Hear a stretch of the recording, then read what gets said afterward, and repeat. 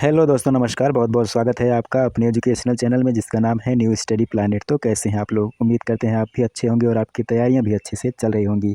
आज के वीडियो में हम पढ़ेंगे इकोनॉमिक्स यानी अर्थशास्त्र के अंतर्गत वितरण के सिद्धांत के बारे में। वितरण के सिद्धांत के बारे में सारी जानकारी इस वीडियो में आपको मिल जाएगी, तो पूरा वीडियो ध्यान से देखिएगा।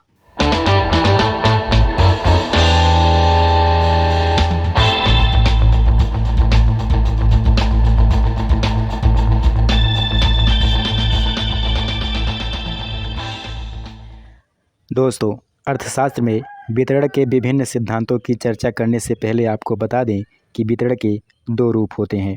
पहला व्यक्तिगत और दूसरा कार्यात्मक। यहाँ पर हम कार्यात्मक वितरण की ही चर्चा करेंगे, जिसमें हम उत्पादन क्रिया में लगे हुए साधनों के पारिश्रमिक या मूल्य की दर निर्धारित करते हैं। इसमें हम उत्पादन क्रिया के विभिन्न साधनों द्वारा की गई सेवाओं या कार्यों के बदले उन्हें क्या पारितोषिक दिया जाना चाहिए, इसकी चर्चा करेंगे। दोस्तों, कार्यात्मक वितरण के भी दो रूप होते हैं। पहला है वितरण का व्यष्टिभावी सिद्धांत और दूसरा है वितरण का समष्टिभावी सिद्धांत। यहाँ पे हम किसकी चर्चा करेंगे? यहाँ पे हम वितरण के व्यष्टिभावी सिद्धांत की चर्चा करेंगे। किसकी चर्चा? वितरण के व्यष्टिभावी सिद्धांत की चर्चा करेंगे। वितरण के व्यष्टिभावी सिद्धांत के अंतर्गत हम विभिन्न साधनों को मिलने वाली पारिश्रमिक की दर का निर्धारण करते हैं। और समष्टिभावी सिद्धांत क्या है? वितरण के समष्टिभावी सिद्धांत के अंतर्गत समग्र आय के विभिन्न वर्गों को मिलने वाले अंश का निर्धारण किया जाता है। यहाँ हम सामान्य सिद्धांत के रूप में दो सिद्धांतों की व्याख्या करेंगे। कौन कौन से वो दो सिद्धांत हैं? पहला है हमारा वितरण का सीमांत उत्पादकता सिद्धांत और दूसरा है मांग व पूर्ति का सिद्धांत। ठीक है, सिद्धांत की व्याख्या से पहले हम सीमांत उत्पादकता के बारे में जान लेते हैं। जब तक आप सीमांत उत्पादकता के बारे में जानेंगे नहीं, तब तक इन सिद्धांतों को आप ठीक से समझ नहीं पाएंगे। सबसे पहले जानते हैं सीमांत उत्पादकता के बारे में।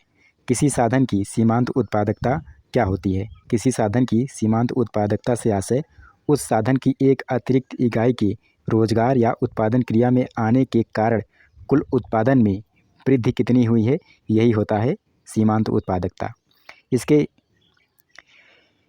इसे हम तीन रूपों में व्यक्त कर सकते हैं। कौन कौन से वो तीन रूप हैं? पहला है सीमांत भौतिक उत्पादन, जिसको MPP बोलते हैं शॉर्ट में।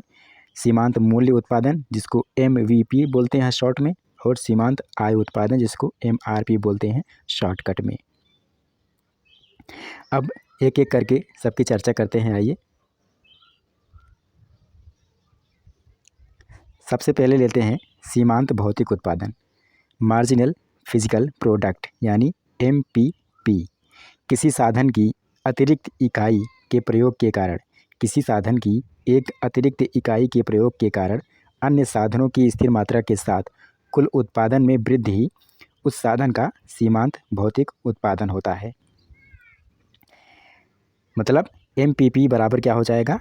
MPP बराबर साधन की एक अतिरिक्त इकाई के बाद कुल उत्पादन साधन माइनस, ये माइनस का निशान है, माइनस साधन की अतिरिक्त इकाई के पहले का उत्पादन, यानी MPP बराबर हो जाएगा टोटल प्रोडक्ट जब N था माइनस टोटल प्रोडक्ट जब N-1 साधन था। ठीक है, अब बात करते हैं सीमांत मूल्य उत्पादन की। सीमांत मूल्य उत्पादन, जिसको बोलते हैं मार्जिनल वैल्यू प्रोडक्ट MVP, जिसको शॉर्टकट में बोलेंगे MVP। जब MPP को मूल्य या औसत आय से गुणा कर दिया जाता है तो जो गुणनफल प्राप्त होता है वही सीमांत मूल्य उत्पादन यानी MVP होगा। सूत्र के रूप में आप इस तरह से लिख सकते हैं MVP बराबर हो जाएगा MPP गुणे AR का मतलब मूल्य यानी प्राइस। अब अगला क्या है? अगला है सीमांत आय उत्पादन। सीमांत आय उत्पादन यानी मार्जिनल रेवेन्यू प्रोडक्ट MRP, जिसको शॉर्टकट में बोल सकते हैं। उत्पादन के किसी साधन की एक अतिरिक्त इकाई के फलस्वरूप कुल मूल्य उत्पादन या कुल आय में होने वाली वृद्धि सीमांत आय उत्पादन कहलाती है। सीमांत आय उत्पादन MRP उस उत्पादन के साधन के सीमांत भौतिक उत्पादन तथा सीमांत आय यानी MR के गुणनफल के बराबर होती है। सूत्र के रूप में आप इस तरह से लिख सकते हैं MRP जो होता है MPP गुणे MR। ठीक है, MR क्या होता है? MR को समझने के लिए एक उदाहरण ले लेते हैं सिंपल सा। जैसे किसी फर्म में 100 श्रमिक काम कर रहे हैं। मान लीजिए 1000 कलम का उत्पादन करते हैं वे लोग 100 श्रमिक। यदि एक कलम का मूल्य 5 रुपये है तो कुल आय कितना हो जाएगा? 1000 गुणे 5 बराबर 5000 रुपये। ठीक है, अब मान लीजिए यदि एक श्रमिक बढ़ा दिया गया, यानी साधन की मात्रा एक अतिरिक्त इकाई बढ़ा दी गई ना। यदि एक श्रमिक बढ़ा दिया जाए तो मान लीजिए उत्पादन 1000 से 1008 हो गया। अरे भाई, जब एक श्रमिक बढ़ेगा कुछ ना कुछ काम करेगा। जब 100 लोग ही 1000 का उत्पादन कर रहे थे तो एक आदमी बढ़ जाएगा तो कुछ ना कुछ तो बढ़ जाएगा उत्पादन। मान लीजिए 1000 से बढ़कर 1008 हो गया। अगर कीमत वही है तो अब कुल आय कितनी हो जाएगी? अब कुल आय हो जाएगी 1008 गुणे 5 बराबर 5040 रुपये। अब देखिए MR यहाँ पे समझ लीजिए। अब MR बराबर हो जाएगा एक श्रमिक के बढ़ने के बाद कुल आय और जब श्रमिक नहीं बढ़ा था तब की कुल आय, दोनों का अंतर, यानी 5040 माइनस 5000 बराबर 40। यही हो जाएगा आपका MR। यही है, इस सूत्र में MRP बराबर MPP गुणे MR आपका सूत्र है, इसको आप याद रखिएगा। ये तो आपको समझ में आ गया MR की संकल्पना। अब एक चीज़ और नोट कर लीजिए आप, महत्वपूर्ण है। क्योंकि पूर्ण प्रतियोगिता में मूल्य एक समान रहता है। ठीक है, जब पूर्ण प्रतियोगिता होती है तो बाज़ार में मूल्य जो है एक समान रहता है, अर्थात MR जो होती है और AR दोनों बराबर होते हैं। इसलिए क्या हो जाएगा? MVP बराबर MRP हो जाएगा। लेकिन जब अपूर्ण प्रतियोगिता होगी तब मूल्य जो है गिरता हुआ होगा, अर्थात जो AR होगा वो बड़ा होगा किससे? MR से। इसलिए MVP बड़ा होगा किससे? MRP से। क्योंकि आप सूत्र देख लिए हैं, सूत्र यही है ना, सूत्र तो यही है, MVP बराबर MPP गुणे AR, MRP बराबर MPP गुणे MR। ठीक है, अब इन्हीं दोनों पे निर्भर करेगा MVP और MRP। इसमें से जो घटेगा बढ़ेगा उसी हिसाब से ये दोनों भी घटेंगे बढ़ेंगे। क्योंकि AR जो है अपूर्ण प्रतियोगिता में ज़्यादा होगा, MR गिरता हुआ होगा, इसलिए क्या हो जाएगा? MVP बड़ा होगा और MRP छोटा होगा, कम होगा। ठीक है, अब आइए जानते हैं सीमांत उत्पादकता सिद्धांत के बारे में। वितरण के 2 सिद्धांत जो हमको पढ़ने हैं उनमें पहला है हमारा सीमांत उत्पादकता का सिद्धांत। इस सिद्धांत की शुरुआत 19वीं शताब्दी के आर्थिक विचारकों के लेखों से प्राप्त होती है, जिनमें कुछ नामों को हम शामिल कर सकते हैं, जैसे हैं वान थनेन 1826 में इनकी पुस्तक आई। इनकी पुस्तक का नाम था डेर आइसोलियर्टे स्टार्ट। इसके बाद आते हैं लॉन्गफील्ड 1834 में, इनकी पुस्तक जो थी वो थी लेक्चर्स ऑन पॉलिटिकल इकोनॉमी। इसके बाद आते हैं हेनरी जॉर्ज 1879 में, इनकी पुस्तक का जो नाम था वो था प्रोग्रेस एंड पॉवर्टी। दोस्तों, सीमांत उत्पादकता का व्यवस्थित तथा क्रमबद्ध विश्लेषणात्मक विवेचन JB क्लार्क की पुस्तक द डिस्ट्रीब्यूशन ऑफ वेल्थ 1902 में मिलता है। इसीलिए इस सिद्धांत के प्रतिपादन का श्रेय जो है किसको जाता है? JB क्लार्क को ही जाता है। इसके अलावा जेवंस, विकस्टीड, मार्शल, वाल्ड्रा आदि अर्थशास्त्रियों ने भी इस सिद्धांत को विकसित करने में महत्वपूर्ण योगदान दिया। अब मान्यताएं जान लेते हैं। वितरण के सीमांत उत्पादकता सिद्धांत की कुछ मान्यताएं भी हैं, जैसे पूर्ण प्रतियोगिता तथा पूर्ण रोजगार की दशा विद्यमान है। उत्पादन में समता नियम लागू होता है। उत्पादन के विभिन्न साधन पूर्णतया गतिशील हैं। एक साधन के स्थान पर दूसरे साधन को प्रतिस्थापित किया जा सकता है। साधनों की इकाइयाँ समान हैं तथा उनकी उत्पादकता ज्ञात की जा सकती है। दीर्घकाल में सत्य होने की अवधारणा पर यह सिद्धांत आधारित है।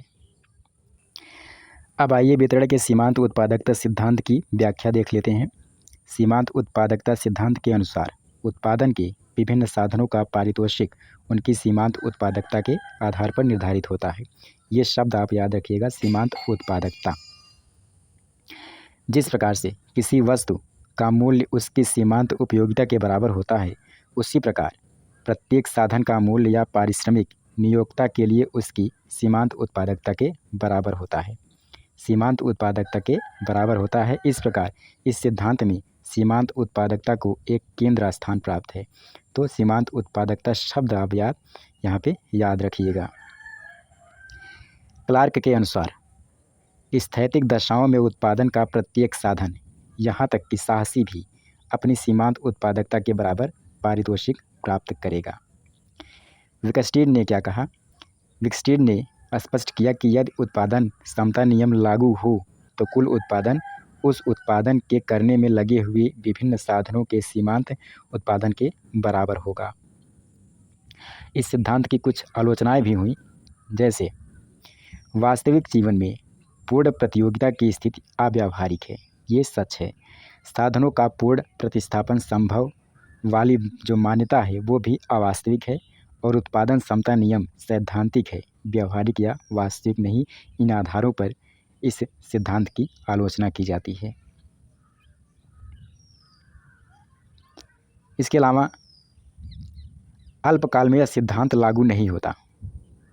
अल्पकाल में यह सिद्धांत लागू नहीं होता और दीर्घकाल भी जो है वो एक काल्पनिक सत्य है। यह सिद्धांत कहता है कि सीमांत उत्पादकता के आधार पर साहसी का पारितोषिक भी निर्धारित हो सकता है, जो कि संभव नहीं, क्योंकि साहसी तो एक ही होता है, इसकी मात्रा तो हम घटा बढ़ा सकते नहीं हैं। ठीक है। यह सिद्धांत सिर्फ मांग पक्ष पर ध्यान देता है, पूर्ति पक्ष पर नहीं। यदि श्रमिकों को पारिश्रमिक सीमांत उत्पादकता के बराबर दिया गया तो श्रमिकों का शोषण होगा। सैमुएल्सन कहते हैं कि यह सिद्धांत यह नहीं बताता कि मजदूरी, लगान या ब्याज का निर्धारण कैसे होता है। अब आइए देखते हैं वितरण का आधुनिक सिद्धांत, यानी दूसरा सिद्धांत। हमको दो सिद्धांत पढ़ने थे, एक हो गया, दूसरा सिद्धांत है वितरण का आधुनिक सिद्धांत या फिर मांग एवं पूर्ति का सिद्धांत। अभी हमने देखा कि वितरण का सीमांत उत्पादकता सिद्धांत एक पक्षीय था, क्योंकि यह केवल मांग पक्ष पर ही बल देता है। वितरण का सही सिद्धांत मांग एवं पूर्ति का सिद्धांत माना जाता है, जिसमें वस्तु के मूल्य निर्धारण की ही तरह मांग एवं पूर्ति की शक्तियों के क्रियाशीलन के कारण उत्पादन के साधन का मूल्य या पारितोषिक निर्धारित होता है। अब मांग पक्ष और पूर्ति पक्ष दोनों को एक एक करके देखते हैं। सबसे पहले देखते हैं मांग पक्ष को। किसी वस्तु की मांग इसलिए होती है क्योंकि उसकी प्रत्यक्ष उपयोगिता उपभोक्ता को मिलती है। ठीक है। साधन की भी एक उपयोगिता होती है, पर यह डिराइव्ड यानी व्युत्पादित होती है। मतलब यह है कि साधन की मांग उसकी सीमांत उत्पादकता पर निर्भर करती है। कोई भी उत्पादक इससे अधिक पारिश्रमिक के रूप में किसी भी साधन को नहीं देगा। अब पूर्ति पक्ष के बारे में जान लीजिए। पूर्ति पक्ष यानी लागत पक्ष। पूर्ति पक्ष वह न्यूनतम सीमा है जिससे कम पर कोई उत्पादन का साधन कार्य करने के लिए तैयार नहीं होता है। यह न्यूनतम सीमा साधन के त्याग पर निर्भर करती है। जैसे जैसे साधन की मात्रा बढ़ती जाती है, वैसे वैसे अन्य बातें समान रहने पर त्याग भी बढ़ता जाता है। सीमांत त्याग की माप अवसर लागत के आधार पर करते हैं, ये भी आप याद रखिएगा। यहाँ पे एक ग्राफ है जिसके आधार पर आप इसको समझ सकते हैं। नीचे श्रम की मात्रा है, ऊपर मजदूरी है, ये पूर्ति है, ये क्या है, डिमांड यानी मांग है। ये पूर्ति वाला वक्र और डिमांड वाला वक्र जहाँ पे एक दूसरे को काटेगा वो ई ही जो है यहीं पे पारितोषिक या फिर मजदूरी का निर्धारण हो जाएगा। तो दोस्तों ये वीडियो कैसा लगा कमेंट करके हमें ज़रूर बताइएगा। अगले वीडियो में एक नया टॉपिक लेकर आएंगे आपके लिए। तब तक के लिए नमस्कार। और हाँ, अगर आप वीडियो पर नए हैं, चैनल पर नए हैं, तो चैनल को सब्सक्राइब जरूर कर लीजिएगा।